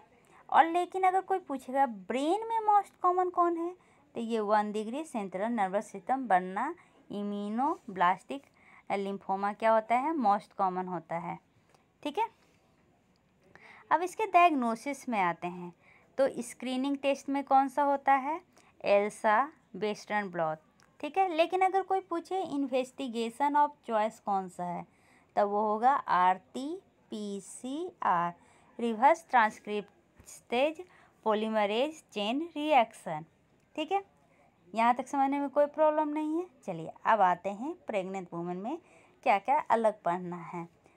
इसका जो थेरेपी है ना वो किया जाता है HAART। अब HAART क्या है, highly active anti retroviral therapy. इसमें क्या होता है कि जो डिजीज है उसको सही कर सकते हैं और डेथ के चांसेस कम किया जा सकता है। ठीक है, ये सब मैं ऑलरेडी पढ़ा चुकी हूँ। क्लिनिकल मैनिफेस्टेशन में इंक्यूबेशन पीरियड कितना से कितना वीक होता है, तो incubation period from the exposure to clinical disease is day to week. मतलब ये कुछ दिन से कुछ सप्ताह लगाते हैं। अगर एवरेज की बात करें तो 3 से लेके 6 वीक तक। एक्यूट जो HIV इन्फेक्शन होता है ना, वो जैसे अदर इन्फेक्शन होता है, वायरल इन्फेक्शन उसकी तरह होता है। उसमें जो सिम्टम है वो fever, night sweat, fatigue, rash, headache, lymphadenopathy, pharyngitis, myalgia, arthralgia, nausea, vomiting और डायरिया देखने को मिलता है, जो कुछ दिन मतलब 10 दिन में वो सही हो जाता है। लेकिन अगर ये सिम्टम धीरे धीरे क्या हो जाए, क्रोनिक हो जाए, तब ये क्या होने लगेगा, प्रॉब्लम इसमें आने लगेंगे। कितना दिन लगता है क्रोनिक, तो मीडियन टाइम बोले तो 10 साल, याद रखिएगा। रूट ऑफ इन्फेक्शन तो सबसे ज़्यादा सेक्सुअल कांटेक्ट के कारण होता है। ठीक है, और इसमें अगर पूछे कोई कि जो इसमें और भी जो अगर ज़्यादा हो जाए तो कौन कौन से सिम्टम देखने को मिलेंगे, तो generalise lymphadenopathy, oral hairy leukoplakia, aphthous ulcer, thrombocytopenia, ये सब कॉमन है। ठीक है, अब आते हैं इसके कि जो वुमेन डायग्नोसिस में, तो आधा तो डायग्नोसिस बता दिए थे। लिमिटेड प्रीनेटल केयर होता है, तो उसमें हम क्या करते हैं, रैपिड HIV टेस्ट करते हैं। उसमें हम क्या किए थे, तो वेस्टर्न ब्लॉट, इल्सा स्क्रीनिंग टेस्ट किया जाता है। इन्वेस्टिगेशन ऑफ चॉइस में क्या होता है, तो RT-PCR होता है। अगर रैपिड टेस्ट निगेटिव हो गया तो उसको कंफर्म करने की ज़रूरत नहीं है। ठीक है, in a woman expose to HIV within the last 3 month, rapid testing is recommended. अगर कोई वुमेन एक्सपोज हुई है HIV से, तो उसमें रैपिड टेस्टिंग रिकमेंडेड होता है। अगर पॉजिटिव हुआ तब कंफर्मेशन के लिए हम वेस्टर्न ब्लॉट या IFA टेस्ट करते हैं। अगर निगेटिव हुआ तो कोई प्रॉब्लम नहीं, लेकिन रैपिड टेस्ट पॉजिटिव हुआ तो वेस्टर्न ब्लॉट और IFA टेस्ट किया जाता है। अब कौन कौन सा स्ट्रेटेजी यूज किया जाता है प्रेग्नेंट वुमन में HIV टेस्टिंग के लिए। अगर HIV टेस्टिंग पॉजिटिव है लेबर और डिलीवरी के समय में, तो ऑब्स्टेट्रिक्स ये फॉलोइंग स्टेप को फॉलो करते हैं। सबसे पहला क्या है कि tell the women she may have HIV infection and that her neonates may be expose. सबसे पहले बोलना है कि आपको HIV इन्फेक्शन होया हुआ है, आपका बच्चा भी इसमें एक्सपोज हो सकता है। इसलिए सबसे पहले आप रैपिड टेस्ट के रिजल्ट को एक्सप्लेन कीजिए। फॉल्स पॉजिटिव रिजल्ट भी इसमें पॉसिबल है, इसलिए एश्योर कीजिए वुमेन को कि सेकेंड टेस्ट ज़रूरी है कंफर्म करने के लिए कि ये HIV है कि नहीं है। ठीक है, या जो हमारा पॉजिटिव रैपिड टेस्ट आया है वो सही है कि नहीं है, ताकि जो ट्रांसमिशन हो इन्फेक्ट को उसको हम कम कर सके इमीडिएट एंटीवायरल प्रोफाइलैक्सिस यूज करके, बिना कोई देरी किए हुए। एक बार जब वुमेन बच्चे को दे देगी बर्थ, तो डिसकंटिन्यू कर सकती है maternal anti retroviral therapy. Depend करता है उसके कंफर्मेटरी टेस्ट पे। अगर उसको HIV होया हुआ है तो वो ब्रेस्ट फीडिंग नहीं करवा सकती है, उसको पोस्टपोन करना पड़ेगा। क्यों? क्योंकि ये मेनली ये मिल्क के थ्रू बच्चे में। अब देखते हैं कौन कौन सा रिकमेंडेड एंटीवायरल ड्रग होता है ड्यूरिंग प्रेगनेंसी।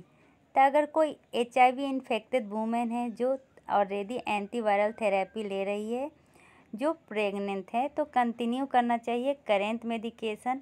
अब एंटीवायरल में कौन कौन सा है तो देखिए यहाँ पर ड्रग के नाम लिखे हुए हैं। ठीक है, ये ड्रग का क्लास है, ये सब मेनली यूज किया जाता है। पैनल और treatment of HIV infected pregnant women, ये जो जहाँ जहाँ पर ए लिखा हुआ है ना, वो हम क्या कर सकते हैं, वूमेन को प्रोवाइड कर सकते हैं। किस लिए? तो ट्रीटमेंट के लिए प्रेग्नेंट वूमेन को। ठीक है, और बी जो दिया हुआ है वो मेनली इनसफिशिएंट डाटा है, उसको यूज करने की ज़रूरत नहीं। जो HIV इन्फेक्टेड वुमेन है ऑलरेडी एंटी रेट्रोवायरल थेरेपी ले रही हैं, तो उनको क्या करना चाहिए, मेडिकेशन कंटिन्यू करना चाहिए ताकि वायरल सेपरेशन रहे।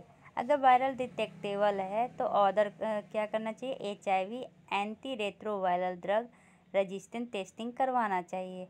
अगर फर्स्ट ट्राइमेस्टर है तो मेडिकेशन को कंटिन्यू रखिए, क्योंकि अगर स्टॉप कर देंगे तो ये फिर से क्या हो सकता है, स्टार्ट हो सकता है, रीइनिशिएट हो सकता है। स्टार्ट क्या करना चाहिए, IV देना चाहिए JDV इन लेवर, ऊपर कोड दिया हुआ है तो आप देख सकते हैं। इफ HIV RNA लेवल कितना हो तो 400 कॉपी पर ml से ज़्यादा हो तब। ठीक है, HIV इन्फेक्टेड वुमेन हुई एंटी रेट्रोवायरल नेव, HIV वुमेन जिनमें एंटी रेट्रोवायरल क्या है, नेव है, तो ऑर्डर क्या करना पड़ेगा, HIV retroviral drug resistant testing करवाना पड़ेगा। इनिशिएट HAART मतलब कि अवॉइड करना पड़ेगा efavirenz in the early first trimester. Use करना पड़ेगा दूसरा ड्रग जैसे कि JDV, लैमिव्यूदिन, ये सब ड्रग्स यूज करना पड़ेगा। उसके बाद अवॉइड करना पड़ेगा नेविरापाइन, जिनका CD काउंट 250 सेल पर MMQ से ज़्यादा है। ठीक है, अब HAART को क्या करना चाहिए, मैटरनल के इंडिकेशन को देखते रहना चाहिए। अगर CD4 हाई है और लो HIV RNA है तो क्या करना चाहिए, इसको सेकंड ट्राइमेस्टर, इसके जो इनिशिएशन है वो डिले कर देना चाहिए अंटिल सेकंड ट्राइमेस्टर। अगर HIV RNA का लेवल 400 कॉपी से ज़्यादा है तो स्टार्ट कर देना चाहिए IV JDV इन द लेवर। ठीक है, अब HIV infected women previously taking anti retroviral indication but not currently, पहले लेती थी लेकिन अब नहीं लेती है, तो उनको क्या करना चाहिए, उनको कहना चाहिए कि आप एंटी रेट्रोवायरल रेजिस्टेंस टेस्टिंग लीजिए कि आपको कहीं उन ड्रग से रेजिस्टेंस तो नहीं हो गया है। HAART अपना स्टार्ट कर देगा टेस्टिंग के पहले, इसको था अब तो नहीं है, किस ड्रग्स का रेजिस्टेंस हो गया है। मेनली अर्ली फर्स्ट ट्राइमेस्टर में इवाविरेंज क्या करना चाहिए, अवॉइड करना चाहिए। याद रखिएगा, ये क्वेश्चन आ सकता है, ये वाला ड्रग फर्स्ट ट्राइमेस्टर में क्या होता है, अवॉइड होता है, उसके जगह पे दूसरा ड्रग यूज कीजिए। अगर 250 सेल पर MM से ज़्यादा है CD काउंट तो नेविरापाइन अवॉइड करना चाहिए। और अगर HIV RNA लेवल 400 कॉपी से ज़्यादा है तो स्टार्ट कर दीजिए IV JDV।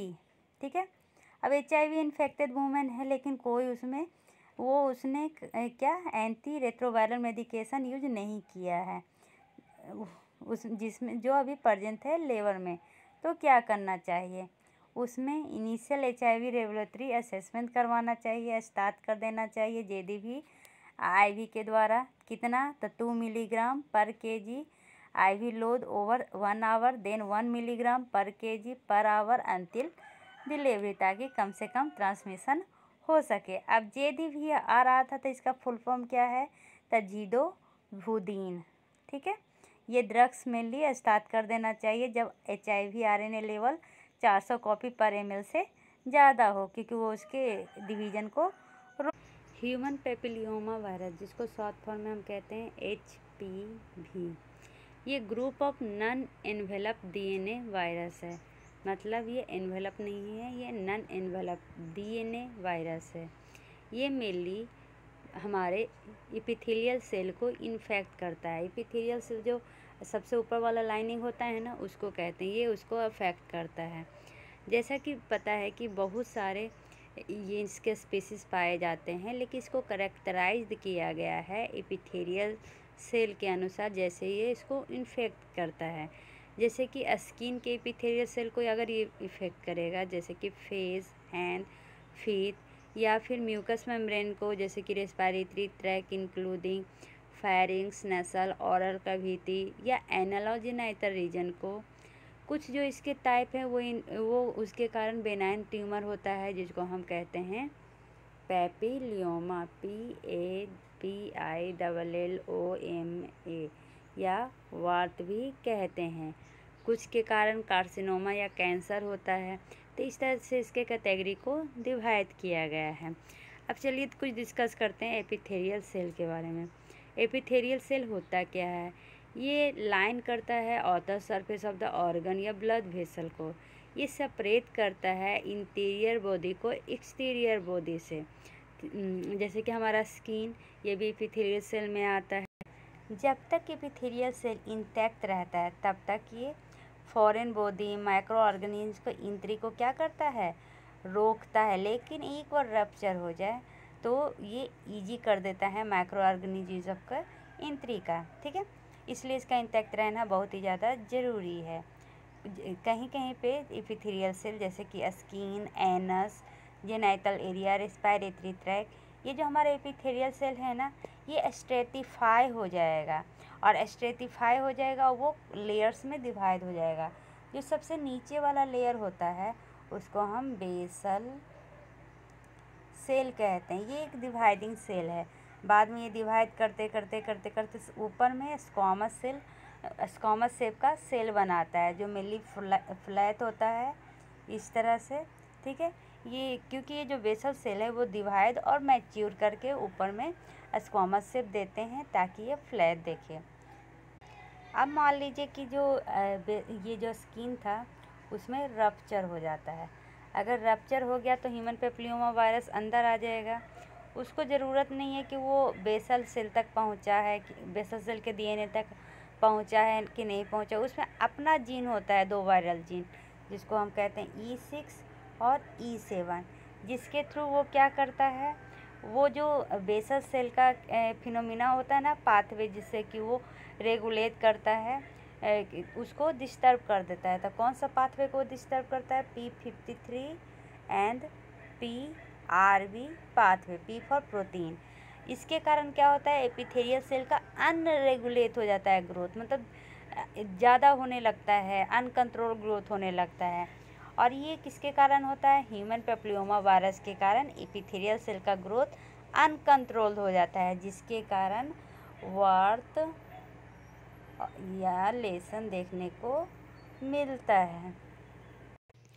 अब जो कुछ टाइप का HPV इन्फेक्शन होता है ना, वो क्या करता है, जो स्क्वामस सेल है उसके शेप को ही चेंज कर देता है, जिसको हम कहते हैं क्वाइलोसाइट।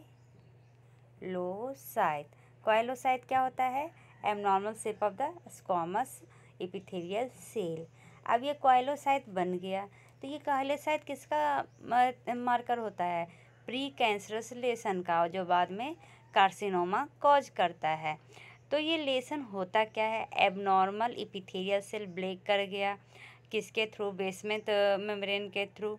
और इसके कारण ये अदर टिश्यू को भी इन्फेक्ट करता है, क्योंकि जो हमारा एपिथेलियम है वही तो सबसे बचा रहा है, और उसी में अगर इन्फेक्शन हो गया तो धीरे धीरे क्या होगा, वो अंदर की ओर जाएगा, अंदर का रास्ता खुल जाएगा उसको। चलिए अब देखते हैं कॉजेज़ क्या क्या है। तो कॉजेज़ जो होता है ना HPV इन्फेक्शन का, वो डिपेंड करता है कि आप कितना कांटेक्ट में आए। अगर जो इन्फेक्टेड एपिथेलियल सेल है उसके कांटेक्ट में आएंगे तो आपको भी होने का खतरा है।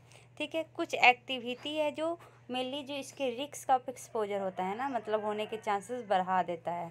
जैसे कि आपका कोई सेक्स पार्टनर है उसको भी ये होया हुआ ह्यूमन पेपिलोमा वायरस इन्फेक्शन, या माँ को होया हुआ है जो डिलीवरी के समय बेबी को होने का डर है इन्फेक्टेड बर्थ कैनाल से। ठीक है, इन्फेक्शन और भी ज़्यादा हो जाता है अगर कोई पर्सन इम्यूनो कंप्रेस्ड है। इम्यूनो कंप्रेस्ड कहने का क्या मतलब है, कमज़ोर है, जैसे कि बुढ़े लोग। ट्रांसफॉर्मेशन तो कार्सिनोमा, अब कार्सिनोमा का ट्रांसफॉर्मेशन जैसे वेनाइन से जो मैलिग्नेंट जाता है वो डिपेंड करता है ह्यूमन पेपिलोमा वायरस के टाइप पे, और दूसरा कोफैक्टर जैसे कि टोबैको यूज करता है कि नहीं, इम्यूनो सप्रेस्ड है कि नहीं, कोई रेडिएशन के इफेक्ट में आया है कि नहीं, ये सब बातों पे डिपेंड करता है।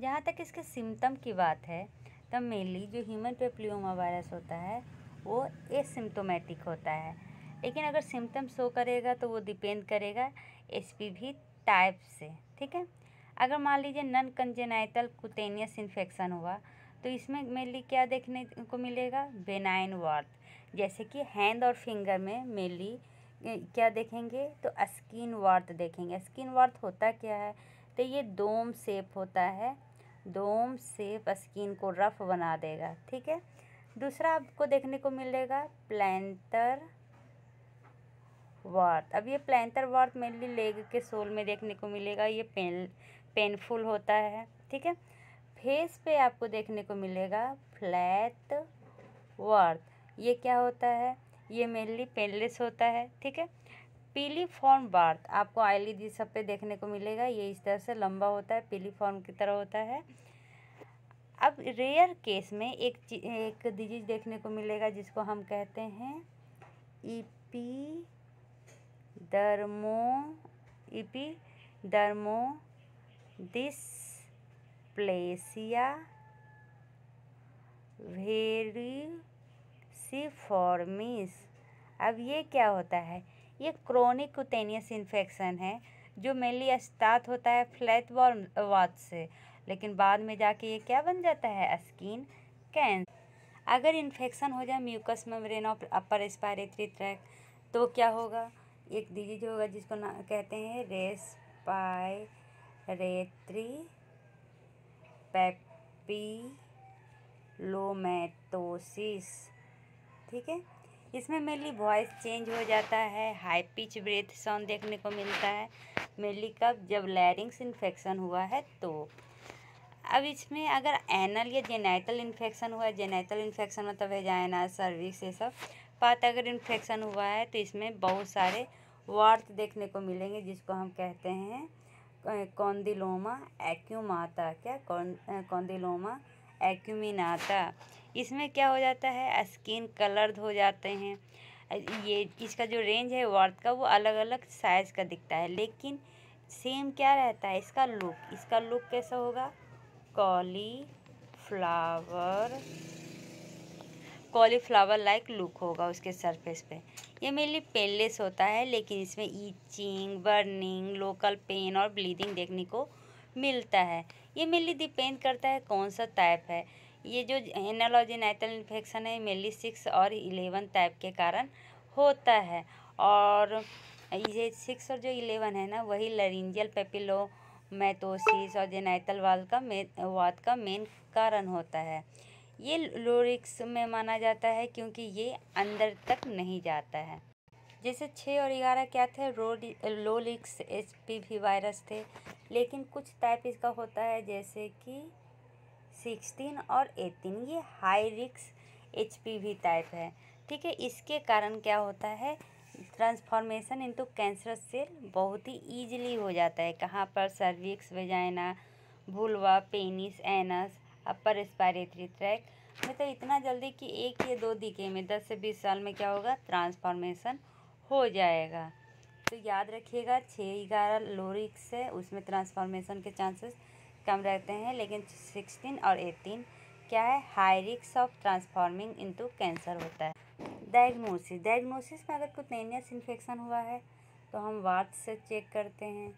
अगर म्यूकस मेम्ब्रेन अफेक्ट हुआ है जैसे कि रेस्पिरेटरी ट्रैक का, तो हम विजुअलाइज करते हैं। विजुअलाइज कैसे करेंगे, तो इंडोस्कोप के द्वारा, और इसमें रेगुलर पाप और एसिटिक एसिड टेस्ट भी ज़रूरी है अगर सर्विक्स में हुआ है तो आफ्टर 21 ईयर। ठीक है, क्योंकि ये अगर मान लीजिए सिम्टम्स तो नहीं भी कर रहा है फिर भी ये acetic acid test of the cervix ज़रूरी है 21 साल के बाद। लेकिन अपर रेस्पिरेटरी ट्रैक के लिए हम क्या करेंगे, एंडोस्कोपी करेंगे। लेकिन ये डिफरेंट डायग्नोसिस नहीं है। डिफरेंट डायग्नोसिस करना कैसे करेंगे, तो मॉलिक्यूलर टेस्टिंग और बायोप्सी से। ऐसे भी जब DNA ये कैंसर की बात आ जाता है तो बायोप्सी क्या होता है, मेन होता है। चलिए अब ट्रीटमेंट की बात करते हैं। ट्रीटमेंट की बात करेंगे तो सबसे पहले ये जाने कि डायग्नोसिस किसको किए थे, वार्थ को और प्री कैंसर स्टेशन को। तो इसको रिमूव करने के लिए हम सैलिसाइलिक एसिड यूज करेंगे, उसका related product liquid nitrogen cryotherapy करेंगे। क्या, लिक्विड नाइट्रोजन क्रायोथेरेपी करेंगे। उसका लेजर भी यूज कर सकते हैं या सर्जिकल रिमूवल यूज करेंगे। ठीक है, अगर लो रिस्क रहा तो अपने आप सही हो जाता है यंगर पीपल में। नहीं तो हम क्या करते हैं, इम्यूनाइज करते हैं, मतलब कि इम्यून मोडिफायर यूज करते हैं। क्योंकि आपको अभी बताया था ये इम्यूनो कंप्रेस या इम्यूनो सप्रेस पेशेंट में ज़्यादा देखने को मिलता है। तो अगर हम उसको इम्यून मोडिफायर दें तो वो अपने आप सही होने के चांसेस ज़्यादा हैं। चलिए अब बात करते हैं मैनेजमेंट की, क्योंकि prevention is better than cure. तो इसमें हम प्रोफाइलैक्सिस यूज करते हैं। प्रोफाइलैक्सिस में हम क्या करेंगे, तो लिमिट कॉन्टैक्ट करेंगे। मेनली एक सेक्सुअली ट्रांसमिटेड डिजीज है, तो सेक्स करते समय कॉन्डोम यूज करना चाहिए। क्योंकि जो हाई रिस्क वाले ह्यूमन पेप्लियोमा वायरस हैं उनको ये कंट्रोल करना बहुत ही हार्ड रहता है। इसलिए हमें क्या करना चाहिए, HPV वैक्सीन लेना चाहिए फर्स्ट एक्सपोजर से पहले। ठीक है, और उसके बाद हमें कंडोम यूज करना चाहिए।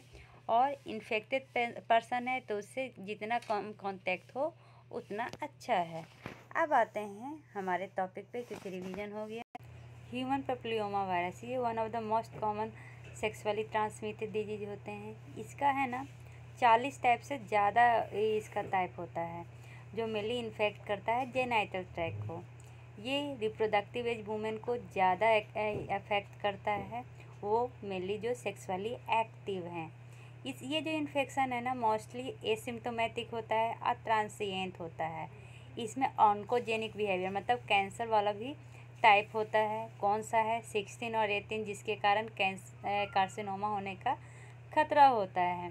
6-11 ये जो टाइप है ये लो रिस्क ह्यूमन पेप्लियोमा वायरस है, जिसके कारण म्यूकोक्यूटेनस एक्सटर्नल जेनाइटल वार्थ होता है, जिसको हम कहते हैं कॉन्डिलोमा एक्यूमिनाटा। ठीक है, चलिए अब पढ़ते हैं एक्सटर्नल जेनाइटल वाल कॉन्डिलोमा एक्यूमिनाटा।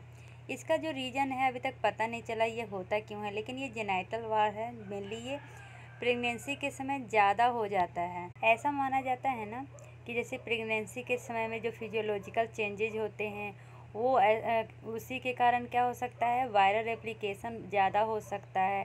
और वही एक्सप्लेन कर रहा है पेरिनियल लेसन ग्रोथ और प्रोग्रेशन, जिसके कारण सर्विकल नियोप्लाज्म देखने को मिलता है।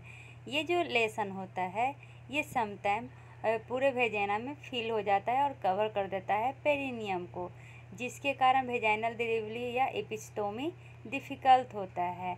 ये जो ह्यूमन पेप्लियोमा वायरस है इसका जो इन्फेक्शन है वो सब क्लिनिकल है और मल्टीफैक्टोरियल, बहुत सारे कारण हो सकते हैं।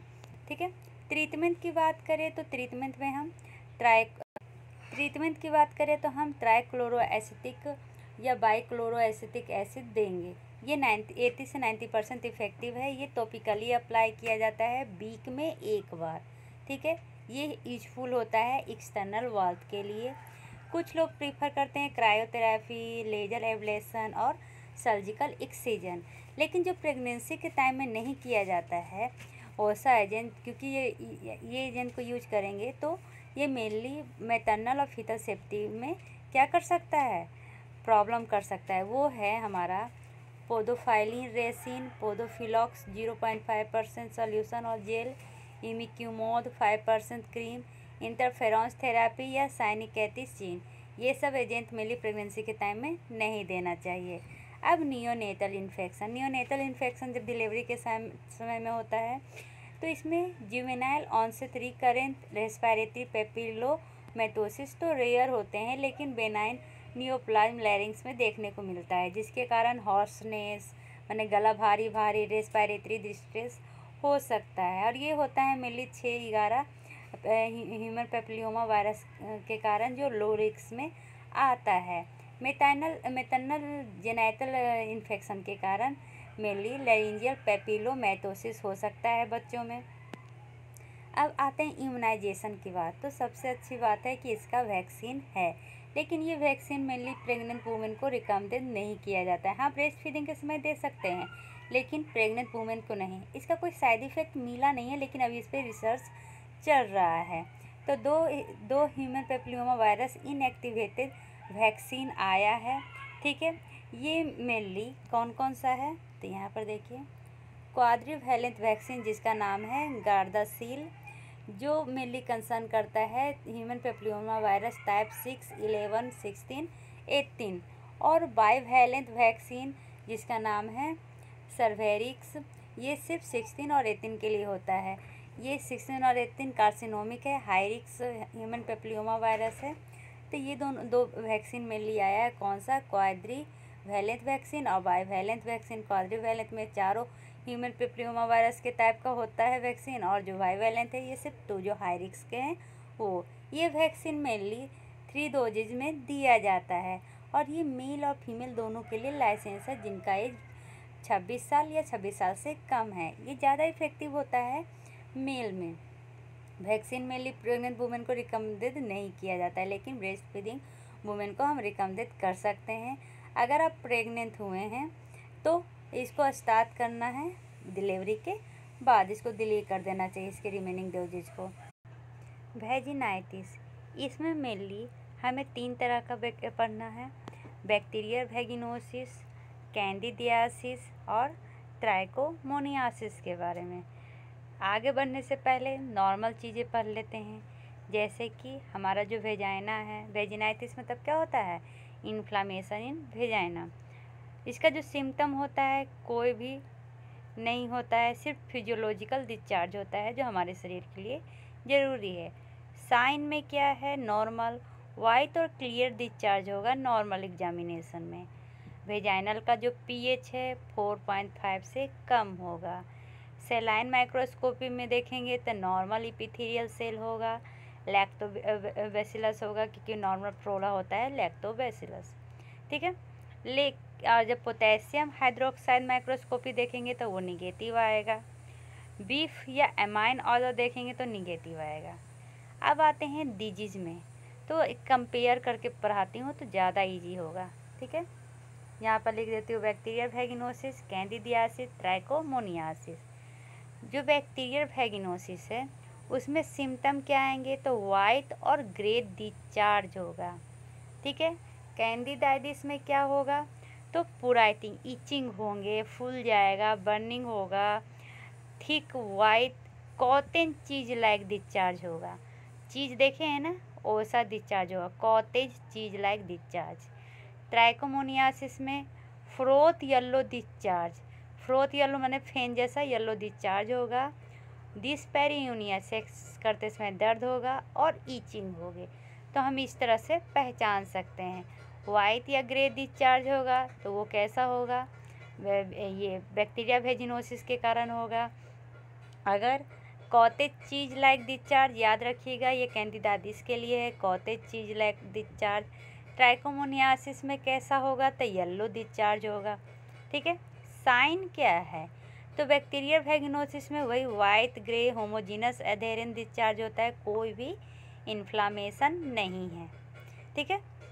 कैंडिडियासिस में मेनली आपको cotton like discharge, cottage cheese like discharge मिलेगा।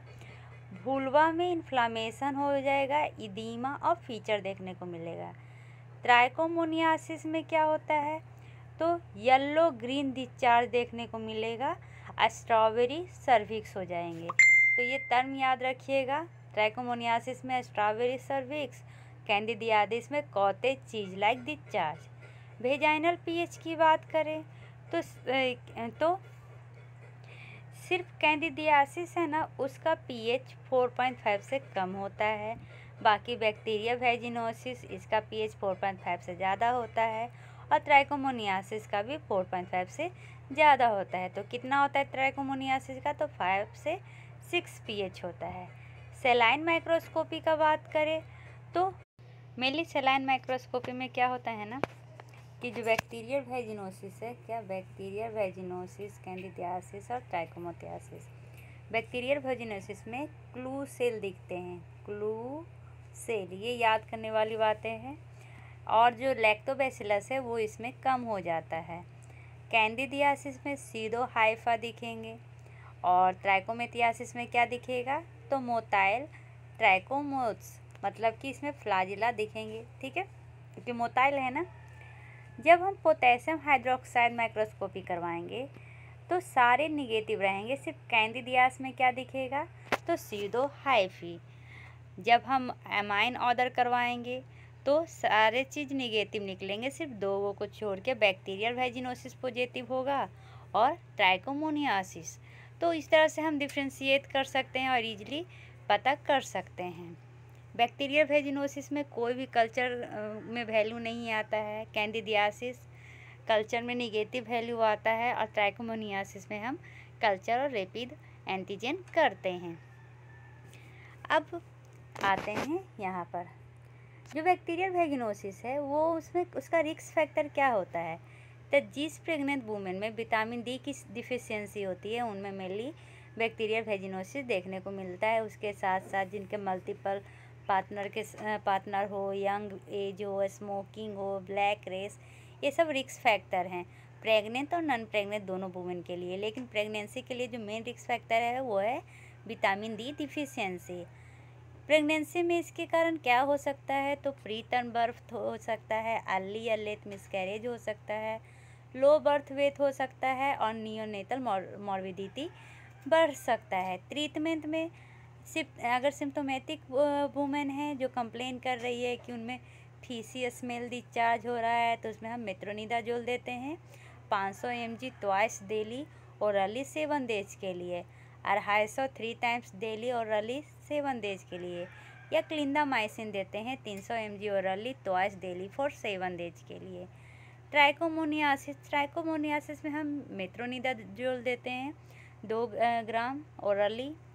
कैंडिडियासिस ये इफ़ेक्टिव होता है, इसमें हम एजोल क्रीम यूज करते हैं जैसे कि बुटोकोनाजोल, क्लोट्रामाजोल, मिकोनाजोल, तरकोनाजोल, ये सब अप्लाई करते हैं 7 डेज के लिए। टॉपिकल ट्रीटमेंट ही मेनली रिकमेंडेड होता है।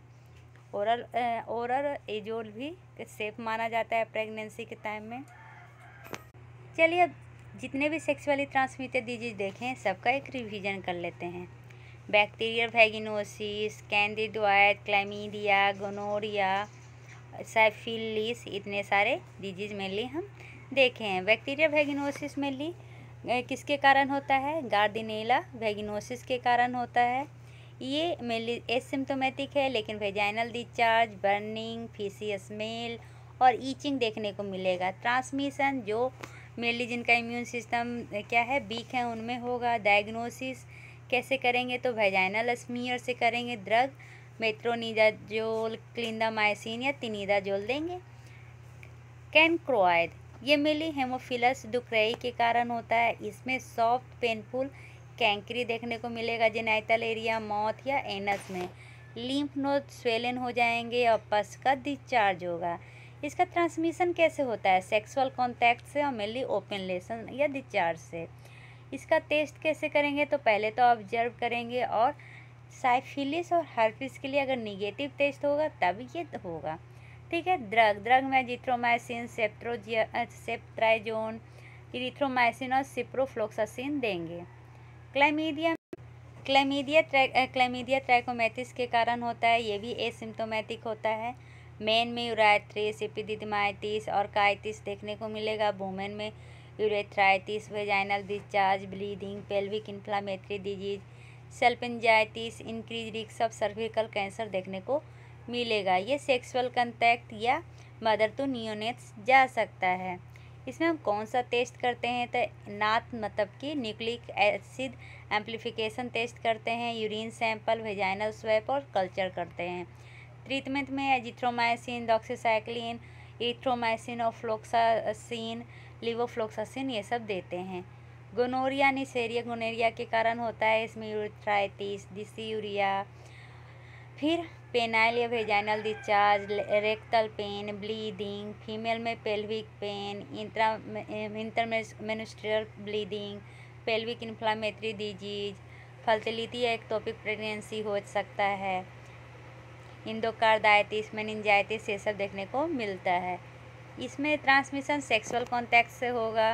डायग्नोसिस यूरिन सैंपल, कल्चर, नाट, पीसीआर और इलिसा से करते हैं। ट्रीटमेंट में सेफ्ट्रियाजोन और एजिथ्रोमाइसिन देते हैं। साइफिलिस ट्रिपेनोमा पैलिडियम के कारण होता है। इसमें प्राइमरी हाथ कैंकर देखने को मिलेगा। सेकेंडरी में रैश, क्यूटेनियस लीसन और condylomata, malaise, fever, swollen lymph node देखने को मिलेगा। टर्शियरी में गुमाज, कार्डियोवैस्कुलर साइफिलिस, नीलोसाइफिलिस देखने को मिलेगा।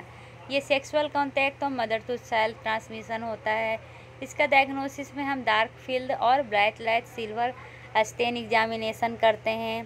ट्रिपोनोमा और नॉन ट्रिपोनोमा सेरोलॉजिकल टेस्टिंग करते हैं। VDRL CHF न्यूरोसाइफिलिस के लिए किया जाता है। ठीक है। ट्रीटमेंट में पेनिसिलिन G, टेट्रासाइक्लिन और डॉक्सीसाइक्लिन